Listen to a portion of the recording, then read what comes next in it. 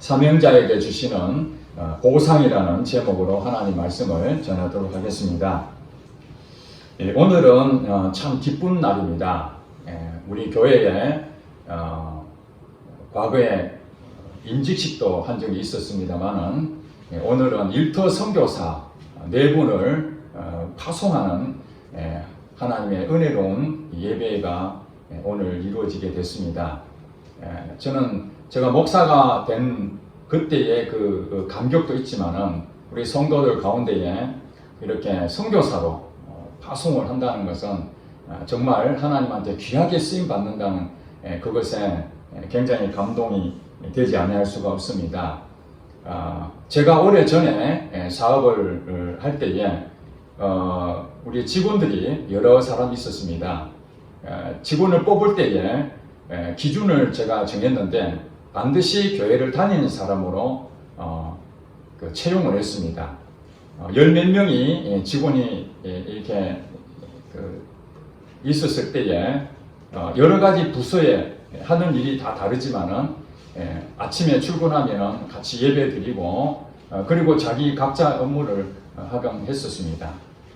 그랬는데 결과적으로 모든 사람이 교회를 다니고 하나님 믿기 때문에 이 회사도 정말 하나님께 큰 영광이 되지 않겠는가 하는 그런 기대감이 있었습니다.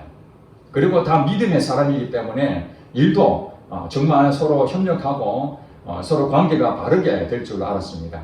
그러나 현실은 전혀 다른 결과를 가져오게 됐습니다. 서로 영업에 대한 실적 때문에 누가 좀 잘하면 시기하고 질투하고 또 모함하고 또 보일 때는 하는 것처럼 하고 보이지 않을 때는 금오산에 가서 놀러 다니는 사람도 있고 어떻게 보면 예수를 믿지 않는 사람보다도 더 형편없는 그런 모습을 보았습니다. 너무나 실망이 되는 거예요. 제가 생각하는 이 기업, 일터는 하나님의 영광을 돌리는 예수를 안 믿는 사람들이 오면은 아무래도 문제가 될 것 같아서 다 예수 믿는 사람으로 뽑았는데도 불구하고 교회에서는 정말 성가대장이고 또 교사였고 학생 가르치는 그런 참 본이 된다고 그렇게 했을지 모르지만은 일터에서의 그들의 삶은 조금도 서로 사랑을 나누지 못하는 그런 모습을 보게 됐습니다. 그래서 어떤 분이 교회 다닌 사람을 직원을 채용하면 더 좋겠다라는 얘기를 할 때에 저는 거기에 대해서 크게 동의를 하지도 못했습니다. 왜냐하면 정말 일터를 하나님의 마음으로 그렇게 섬기는 사람은 극히 드물다는 것을 생각했기 때문에 그렇습니다. 오늘 하나님께서 우리 성도들 가운데에 하나님께 직장을 주셨습니다.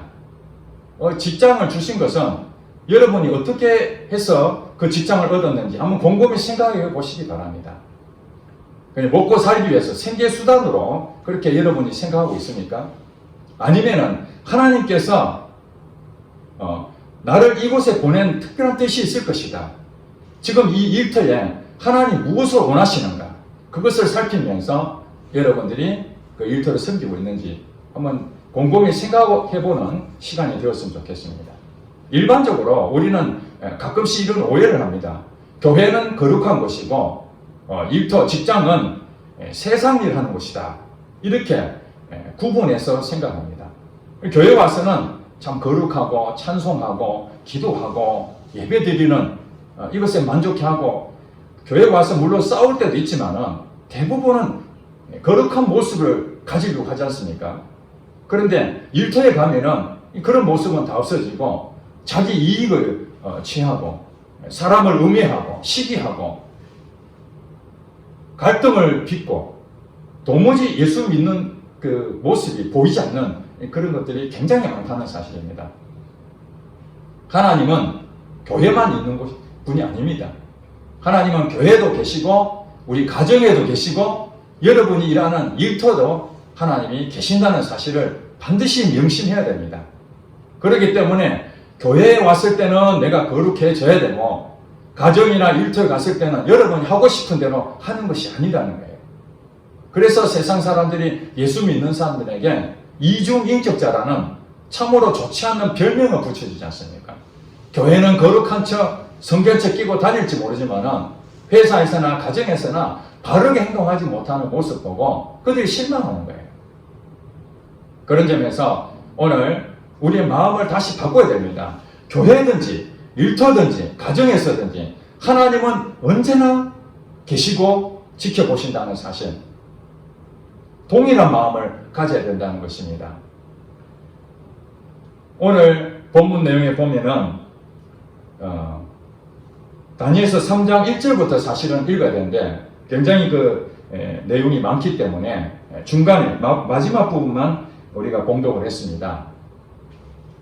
이스라엘은 이 바벨론 나라의 침공을 받아서 멸망을 해버립니다. BC 586년경에 멸망을 하고, 거기서 바벨론 나라의 정책은 식민지 정책을 어떻게 하냐면은 그 중에 일부 좀 똑똑하고 학문적으로 뛰어난 그런 젊은이들을 자기 나라에 데려와 가지고 거기서 가르쳐서 본 나라에 귀하게 쓰임 받도록 그런 정책을 펼쳤습니다.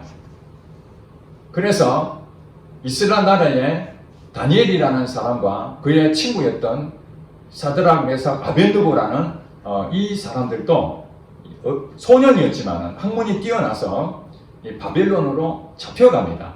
말이 잡혀가지 사실 거기서 이제 고등교육을 받는 것이죠. 바벨론화된 그런 정책들을 배워야 되고 공부도 해야 되고 이것을 배워서 자기 나라에 이제 쓰임을 받을 수 있는 것이죠.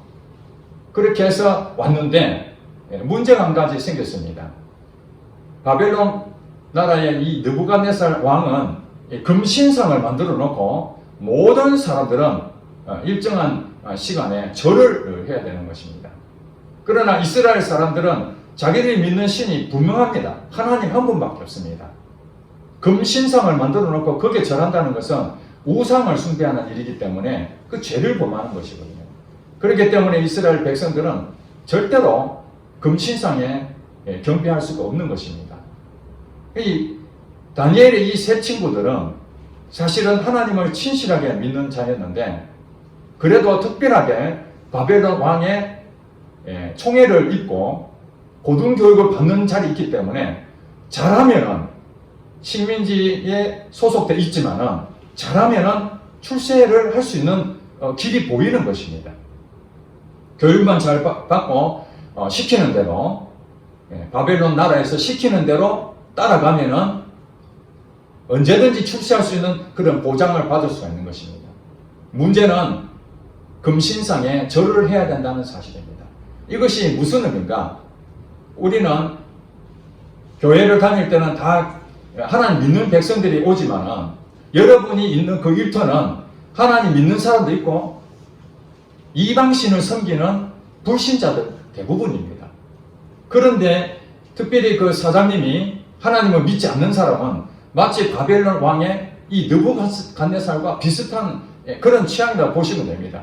하나님 방법을 모르니까 인간적인 방법을 여러분에게 계속 요구하는 것이죠. 마치 금신상에 절을 해라는 것 마찬가지. 세상적인 방법으로 자꾸 여러분들을 하나님 방법이 아닌 세상의 방법으로 자꾸 끌고 가는 그런 것을 지시할 때에 여러분은 어떻게 해야 될 것인가? 어떻게 해야 될 것인가? 세상에 출세를 하기 위해서는 그 사람들 비율을 맞춰주고 아부해야 되고 뇌물도 써야 되고 줄을 잘 잡아야 되죠. 세상에는 출세하기 위해서는 줄을 잘 잡아야 됩니다. 그러나 오늘 본문에서 주시고자 하는 것은 이 느부갓네살 왕의 세상적인 그 부분의 기준에 너가 절 한번 해. 그러면은 너 출세할 수 있어. 그럴 때에 이 세 친구는 나는 하나님을 믿는데 나는 하나님 방법대로 바른 길로 가려고 하는데 옳지 못한 길로 인도했을 때 어떻게 해야 될 것인가? 그래서 그들은 하나님께서 우리를 지켜주실 것이다. 우리가 만약에 절을 금신상에 해가지고 하나님 배신하는 것보다 금신상에 절을 안 하고 풀물불에 절하지 않는 사람들은 뜨거운 불 속에 가마솥과 같은 거기에다 집어 던진다는데 거기서도 언제든지 하나님은 우리를 건져주실 것이다. 이런 믿음이 있었습니다. 그러면서 하는 얘기가 만약에 하나님께서 어떤 뜻이 있어서 우리를 풍문불 가운데서 건져주시지 않는다면 만에 하나 그리 아니하신다 할지라도 우리는 하나님을 배반할 수가 없다. 그것은 하나님을 머리로 믿는 사람들이 아니라 하나님을 실질적으로 경험하지 아니하면 그렇게 할 수가 없는 것입니다. 목숨을 내거는 그 상황에서 끝까지 출세를 포기하는 한이 있더라도 하나님 방법으로 살겠습니다. 이런 마음을 가졌던 거죠. 대노합니다. 느부갓네살 왕의 명령을 어긴다니 말이 안 되는 거잖아요. 자기 권위를 무시하는 이런 처사에 가만히 있을 느부갓네살 왕이 아닙니다. 그래서 오늘 본문 읽은 것처럼 19절에 느부갓네살 왕이 분이 가득하여 사드락과 메삭과 아벳느고를 향하여 얼굴빛을 바꾸고 명령하여 이르되 그 풀무불을 뜨겁게 하기를 평소보다 7배나 더 해라. 이렇게 명령했습니다. 원래 가지고 있던 그 뜨거운 불 기운에서 나는 죽어도 좋다. 당당하게 얘기하니까 그래? 그러면 너 당해봐. 이렇게 해서 7배나 더 뜨겁게 했다는 사실입니다. 그럼에도 불구하고 눈 하나 깜짝하지 않는 이 세 친구는 풀무불에 들어가게 되죠. 그랬는데 당장에 풀무불에 들어가는데 그 집어 던지려고 했던 그 군인 한 명이 먼저 죽습니다. 얼마나 뜨거웠으면. 그 왜 성경에 그런 얘기 할까요? 이 풀무불이 엄청나게 뜨거웠다는 것을 증명하기 위해서 그렇게 한 것이죠. 집어 던지려고 한 사람이 먼저 죽은 거예요. 그리고 이 세 친구가 그 뜨거운 가마솥에 들어갔는데 느부갓네살 왕이 이제 저 끝났다. 일벌백계 하는 모든 백성들에게 이 세 명이 어떤 짓을 했는지 똑똑히 보여주리라 이런 마음을 가졌는데 결과를 보니까 결박해서 들어갔던 세 사람이 돌아다니고 있는 거예요. 어디서요? 가마솥 안에 뜨거운 불기운이 있는 거기에서 돌아다니고 있는 거예요. 보니까 세 사람이 아니라 한 명이 더 있어요. 네 사람이에요. 네 사람. 그 느부갓네살이 뭐라고 했냐니까 25절에 내가 보니 결박되지 아니한 네 사람이 불 가운데로 다니는데 상하지도 아니하였고 그 넷째의 모양은 신들의 아들과 같도다. 우리가 해석하기를 이분이 바로 예수님이 있지 않겠는가 그렇게 해석을 합니다. 다니엘의 그 세 친구와 예수님이 결박되지 아니한 상태로 돌아다니는 모습을 누가 봤습니까? 분노했던 느부갓네살 왕이 그것을 정확하게 목도하게 된 것입니다. 그러면서 이제 깨달았어요. 다니엘의 그 세 친구가 말했던 것이 사실이구나. 우리가 풀무불에 들어간다 할지라도 하나님께서 우리를 구원해 줄 것이야. 웃기고 있네 해서 7배나 더 뜨겁게 했지만은 거기서 예수님이 신과 같은 분이 그 세 명을 살리는 것을 직접 목격하고 난 다음에 느부갓네살 왕이 그들을 건져냅니다. 다 건져냅니다. 그러면서 28절에 이렇게 말합니다. 느부갓네살이 말하여 이르되 사드락과 메삭과 아벳느고의 하나님을 찬송할지로다. 여러분 아멘이십니까? 만약에 아무런 증거가 일어나지 않는다면 그 느부갓네살 왕이 하나님을 믿겠습니까? 찬송하겠습니까? 말도 안 되는 얘기입니다. 그러나 하나님의 말씀을 믿었던 이 세 사람이 실제로 그 현장에서 일어나니까 그걸 봤던 이 예수를 믿지 않는 사람들, 바로 여러분의 일터에 있는 사람들, 사장님과 여러분 동료들이 여러분들이 하나님 믿음으로 살아가서 결국에는 하나님의 살아계심을 그들이 보게 된다면 어떤 일이 벌어지겠습니까? 너가 믿는 하나님을 찬송할지로다 하고 여러분 직장 대표나 동료들이 그렇게 말한다는 것입니다. 이것이 느부갓네살 왕이 세 친구를 높여주는 하나님을 찬송하는 그 내용이 이 세 사람에게 한정되어 있는 것이 아니라 오늘 일터 선교사로 파송되는 여러분에게도 이것이 동일하게 적용된다는 사실을 믿고 혹시라도 여러분의 삶 가운데 이런 일이 있다면 이것을 붙잡으시기 바랍니다. 하나님께서 여러분에게 왜 일터 선교사라는 이 막중한 이 사명을 주셨을까요? 여러분 선교사 아무나 하는 거 아닙니다. 해외에 선교사 나가신 분들 많잖아요. 전 세계적으로 미국 다음으로 우리나라가 세계 두 번째로 선교사를 파송한 나라라고 합니다. 대략 지금 한 2만 명 정도 파송됐다고 합니다. 물론 여러분들이 선교사라 하니까 아마 두려운 마음이 있을 것입니다. 야, 내가 무슨 자격으로 선교사라니. 그래도 해외에 선교 나가신 분은 하나님 부르심이 있었고 열정도 있고 내가 정말 우리나라를 떠나서 이방인들에게 복음을 전해야 되겠다는 이 그런 사명을 불타서 선교사 나갔는데 나는 전혀 준비도 안 됐고 어느 날 갑자기 하나님께서 일터에 있는 사람 지명하여 일터 선교사로 파송한다 하니 부득불 내가 순종할 수밖에 없구나. 이렇게 수동적일 수가 있습니다. 여러분이 만약에 직장에 말단 직원과 그 다음에 이사급이라고 한다면 여러분이 생각할 때 일은 똑같이 할지 모르지만 그 부담이 누가 더 크겠습니까? 말단 직원이 크겠습니까? 아니면 이사급이 더 크겠습니까? 그것은 뭐냐면은 지위가 높다는 얘기는 그만한 책임이 있다는 것입니다. 책임이 있는 만큼 부담이 있는 것이죠. 100% 난 부담 없이 하겠다. 이것은 한마디로 있으나 마나한 사람은 그럴 수가 있는 것이죠. 와도 그만, 안 와도 그만. 회사도 잘려도 그만이고 우리 회사에 도움도 전혀 안 돼. 그러면은 뭐 부담이 전혀 없는 것이죠. 일이 별로 없으니까. 그러나 회사 대표가 여러분에게 중직을 딱 맡긴다고 합시다. 그러면 여러분이 아이고 나는 그거 못합니다. 나 말단 직원이 조사오니 제발 내게 부담을 주지 마세요. 그렇게 여러분 하시겠습니까? 아니면은 제가 능력은 없지만은 이 회사를 위해서 무엇인가 사장님께서 원하신다면 제가 최선을 다해 보겠습니다.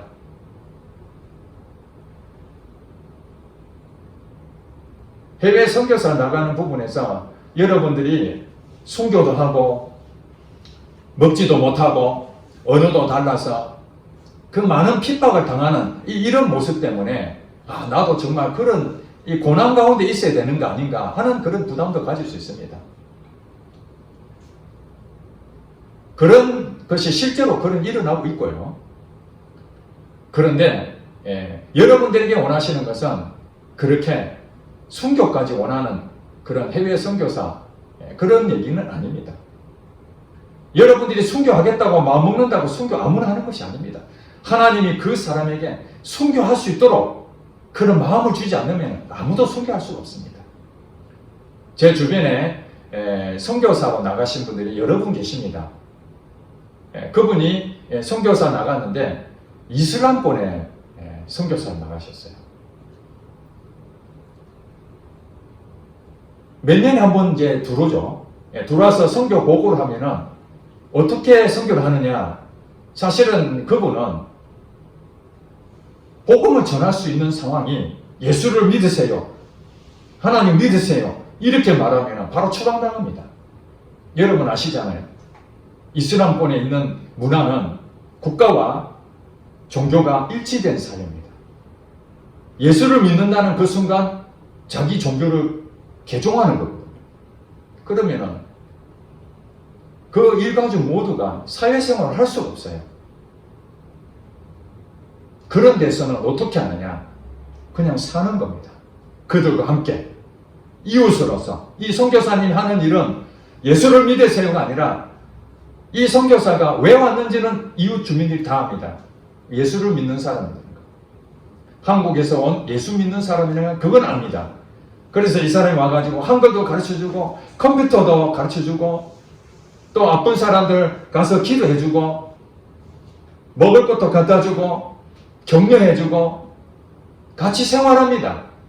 실제로 예수 믿는 사람 단 한 명도 없는데 그는 늘 그들과 함께 그리스도의 사랑으로 늘 같이 이렇게 동행하는 그 삶으로 선교사의 모습을 갖추고 있는 것이죠. 거의 10년이 넘었는데 실적은 하나도 없습니다. 성과도 아무것도 없습니다. 그래서 선교 후원하시는 교회에서는 그런 생각할 것입니다. 우리가 선교비도 보내주고 그 선교사가 그 선교하는데 열매가 있어야 되지 않습니까? 우리가 일반적으로 생각하면 성도들이 많이 늘어났다든지 학교를 짓는다든지 병원을 세운다든지 신학교를 세운다든지 예수를 믿는 사람이 많이 늘어났다든지 이런 보고를 해야 선교 후원하면서도 기쁨이 넘칠 텐데 얘기를 들어보면은 나타나는 현상이 거의 없는 거예요. 그래서 후원하는 것도 다 끊어버리고 성과가 좋을 쪽으로만 그렇게 후원하는 교회들도 있습니다. 그러나 하나님이 말씀하시는 선교의 방법은 다양합니다. 어느 한쪽으로만 우리가 바라봐서는 안 되는 것이죠. 정말로 어떤 경우는 예수 믿으세요. 그렇게 복음을 전해야 될 때가 있습니다. 여러분들도 여러분이 하는 것이 아니라 여러분 마음에 저 영혼 죽어가는데 안 되는데 그러면 여러분 저절로 예수를 믿어야 산다. 그런 고백이 나올 수가 있는 것입니다. 그러나 때로는 예수를 믿으라고 말하기 전에 그냥 삶으로 하나님의 사랑을 가지고 그를 물신양면으로 이렇게 베풀어 주는 것만으로도 여러분 선교사의 일을 감당하고 있다는 사실입니다. 하나님께서는 여러분에게 일터 선교사라고 부르신 것은 사명자로 세우는 거죠. 목사만 사명자가 아닙니다. 그냥 여러분들은 성도니까 목사님한테 모든 것을 다 맡기고 여러분들은 그냥 일만 열심히 하고 돈이나 열심히 벌어서 교회 헌금이나 하면 된다. 그렇게 생각하는 것이 하나님 뜻이 아니라는 거예요.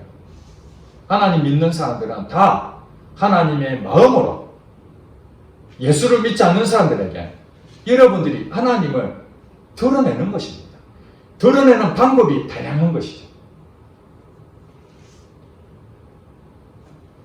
사명자는 하나님께서 보상을 해주십니다. 오늘 본문 말씀에 30절에 볼까요? 왕이 드디어 사드락과 메삭과 아벳느고를 바벨론 지방에서 더욱 높이니라. 여러분, 철새를 위해서 그들이 말한 대로 순종했다면 일시적으로 이익은 얻었을지 모릅니다. 그러나 하나님이 살아계신다면 이 사람이 자기 미달 아닙니까? 하나님의 말씀을 불순종한 상태에서 바벨론 왕의 그 명령을 잘 들었다고 해서 출세했다고 합시다. 그것이 축복입니까? 언제 목 날아갈지 모릅니다. 여러분 다니엘서를 끝까지 읽어보시면 다니엘도 정말 국무총리까지 되었지 않습니까? 남부럽지 않는 이 세 친구보다 더 뛰어난 그런 직분을 얻었는데 그럼에도 불구하고 끊임없이 이 다니엘과 이 세 친구 예수를 믿는 사람들이요. 예수 믿는 사람들 하나님을 경배하는 사람들 이 사람들에게는 언제나 사단이 공격합니다. 누구를 통해서요? 예수 안 믿는 사람 통해서 끊임없이 예수 믿는 사람을 시기하고 모함하고 공격을 당합니다. 여러분 일터에서 여러분 공격을 안 당한다는 것이 이상한 거예요.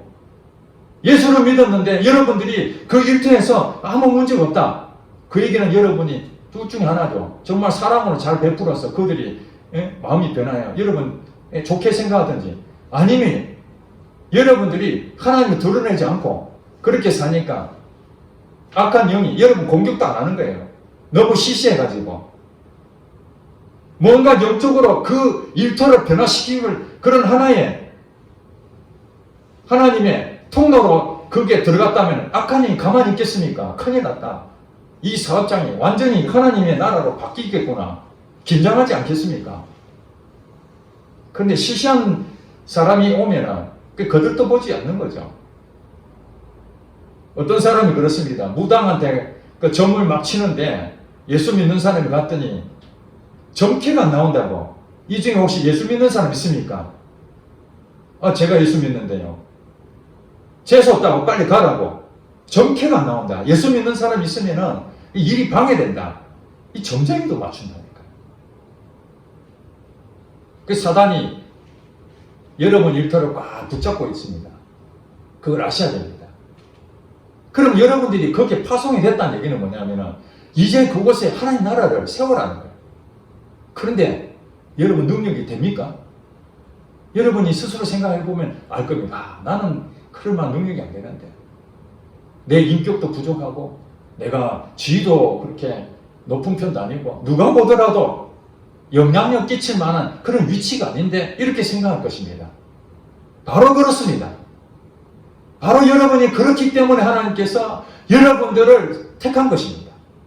여러분이 똑똑하고 정말 누구한테든지 지지 아니하고 여러분들이 인정받을 만한 그런 위치에 있다면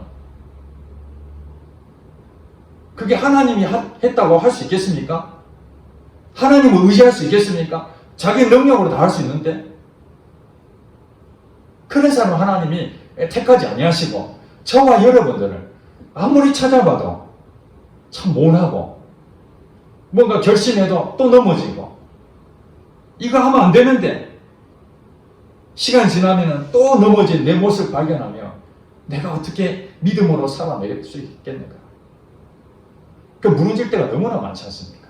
그런데도 하나님께서 여러분을 택해서 그 자리에 앉히고자 하는 것은 여러분들 보고 하라는 것이 아니라 여러분이 할 수 있는 것은 나는 할 수가 없사오니 주여 이 사업장을 하나님 나라가 되는데 하나님 그저 이 종의 통로로 써 주시옵소서.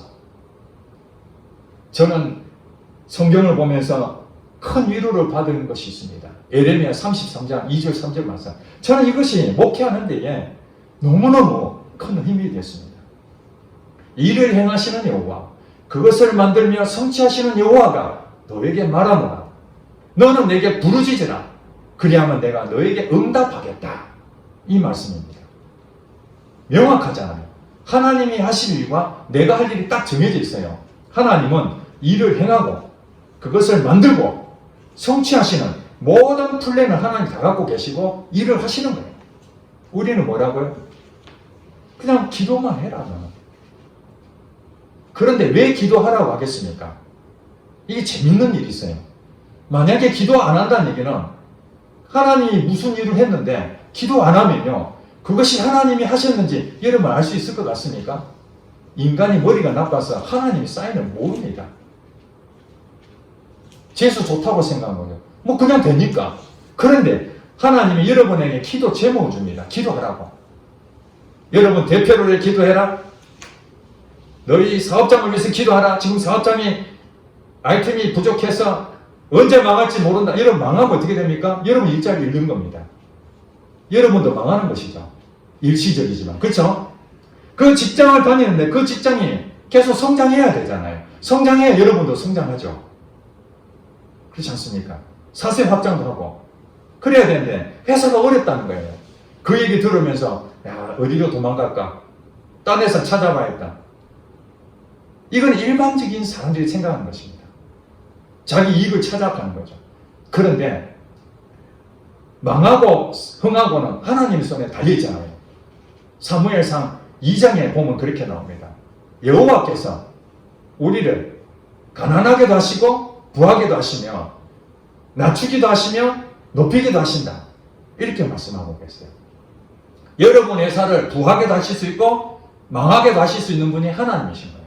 여러분 그거 믿어야 됩니다. 여러분 사장님이 그걸 하는 게 아니에요. 저도 사업을 해봐서 경험해봐서 알지만은 그거 내 머리로 하는 게 아니더라고요. 계산을 해가지고 이대로 매출을 올릴 수 있을 것처럼 보이지만 하나도 안 이루어지고 하나님을 맡겼더니 하나님이 이 사람 저 사람 연결해가지고 실적도 하고 매출도 올리고 그런 일을 엄청나게 많이 겪고 있어요. 예수를 안 믿는다고 해서 하나님이 놔두는 게 아닙니다. 온 우주의 모든 것을 다 섭리 가운데 있습니다. 여러분 회사도 하나님의 손에 있습니다.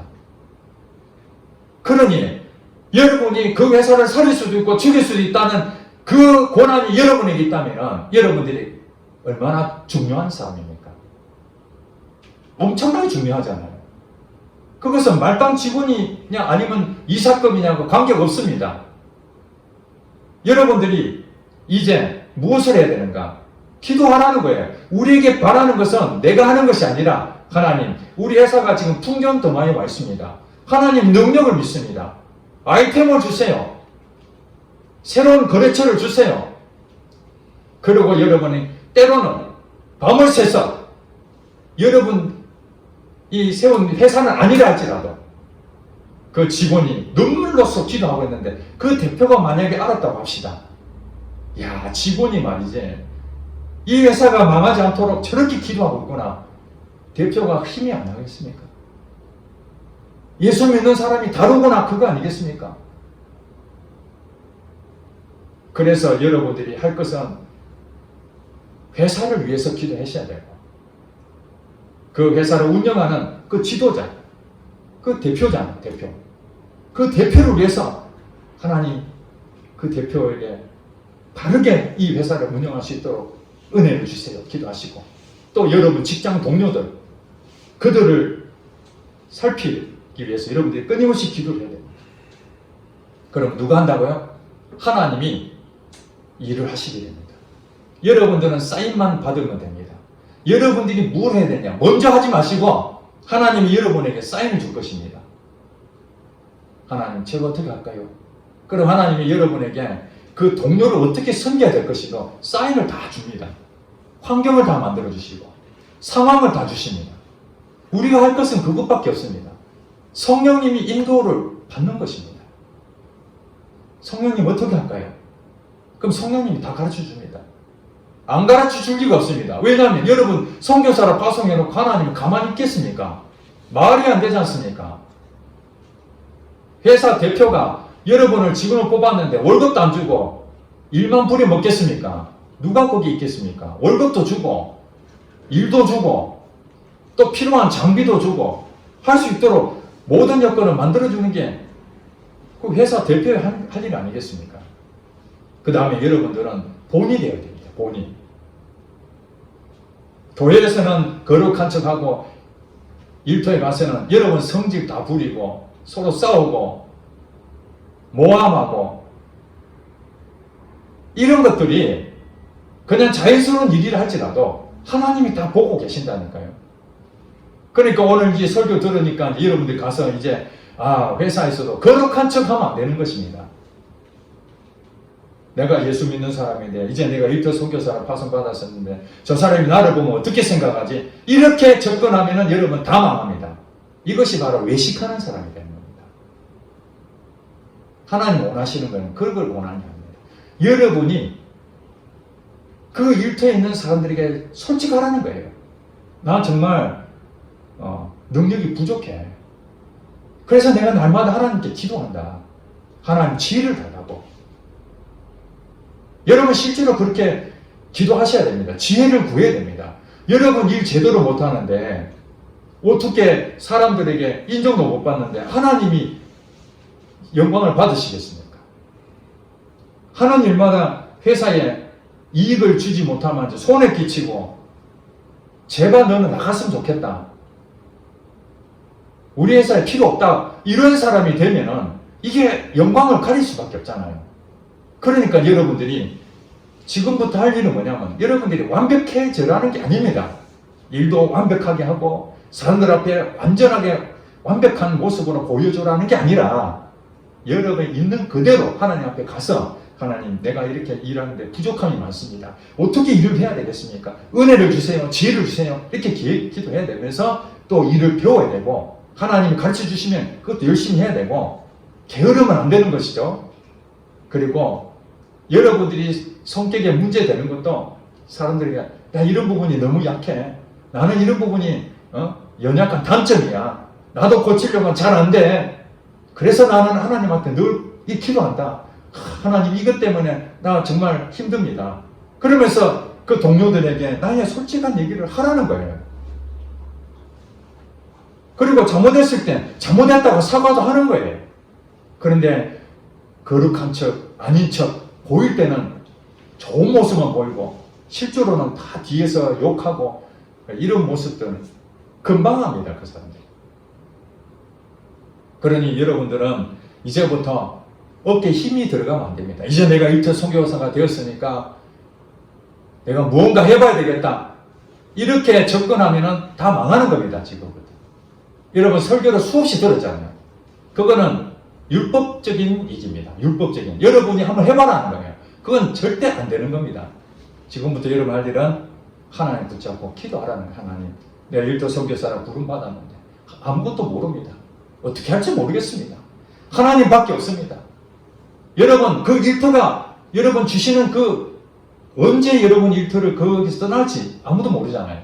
그 일터가 영원하진 않잖아요. 그죠? 그 일터에 여러분 맡겨질 때까지는 여러분들이 늘 겸손하게 남들이 칭찬해도 하나님이 하셨습니다. 하나님.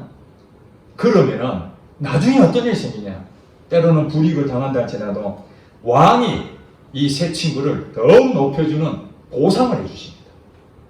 여러분 세상적으로 거기에 따라가지 말고 하나님 방법을 분명하게 생각하고 지금 내가 손해를 보더라도 그 길로 가게 되면은 결국에는 하나님이 모든 억울한 걸 다 풀어주시고 좋은 곳으로 여러분 다 채워주셔서 결국에는 하나님께 영광이 되며 예수 안 믿는 사람들이 예수 믿는 사람이 역시 다르구나 그렇게 할 것입니다. 그러니 오늘 이 말씀을 듣는 일터 선교사로 파송되는 우리 성도들 뿐만 아니라 앞으로 여러분 다 일터를 섬겨야 될 것입니다.